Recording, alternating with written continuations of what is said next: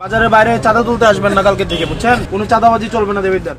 শপথের পর নিজের এলাকায় চাঁদাবাজি দূর করার কাজে নেমে পড়েছেন হাসনাত আব্দুল্লাহ। দায়িত্ব গ্রহণের পরপরই তিনি আইন শৃঙ্খলা ও শৃঙ্খলাবোধ প্রতিষ্ঠার বিষয়ে সক্রিয় অবস্থান নেন এবং এলাকায় অনিয়মের বিরুদ্ধে কঠোর বার্তা দেন। হাসনাত আব্দুল্লাহ জাতীয় সংসদের একজন নবনির্বাচিত সদস্য। তিনি তার নির্বাচনী আসন থেকে জনগণের ভোটে নির্বাচিত হয়ে সংসদে গেছেন। নির্বাচনের সময় তিনি উন্নয়ন, সুশাসন এবং দুর্নীতিমুক্ত পরিবেশ গড়ার প্রতিশ্রুতি দেন। শপথের পর এলাকায় চাঁদাবাজির বিরুদ্ধে পদক্ষেপ নেওয়াকে তার সেই অঙ্গীকার বাস্তবায়নের সূচনা হিসেবেই দেখা হচ্ছে।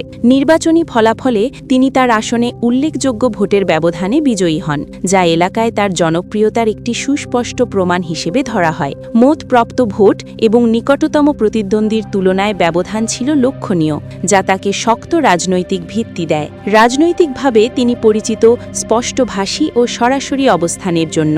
বিভিন্ন সময়ে জনস্বার্থের বিষয়গুলোতে তিনি দৃঢ় বক্তব্য রেখেছেন।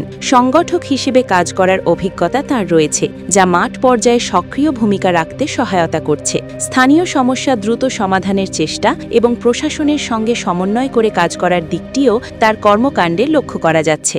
সংসদ সদস্য হিসেবে তার সামনে এখন বড় দায়িত্ব এলাকার উন্নয়ন, আইন শৃঙ্খলা পরিস্থিতি স্বাভাবিক রাখা এবং জনগণের আস্থা ধরে রাখা।